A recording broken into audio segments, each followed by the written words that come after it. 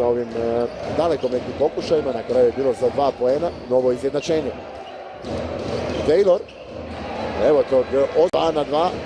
Marića i dalje u novoj sezoni ne sluša šut za 3 poena. Taylor, koš, još dodatno slobodno bacanje. I on strahovito prodoran, strahovito brz, skočan, impresivno je bilo gledati ovdje uoči početka utakmice.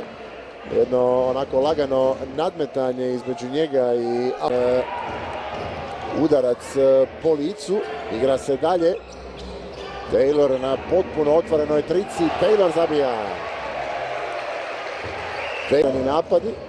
To su definitivno dobili u onoj drugoj dionici, a i nastavili s tim kasnije. Taylor!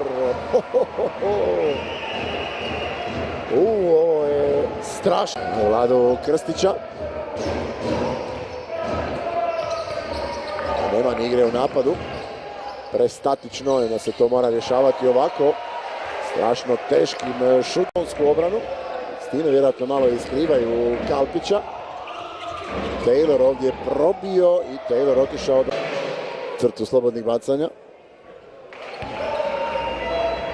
Sada je on ukupno gledano prvi strijelac utakmice, 21 poen. Smajlagić je i dalje na onih 20.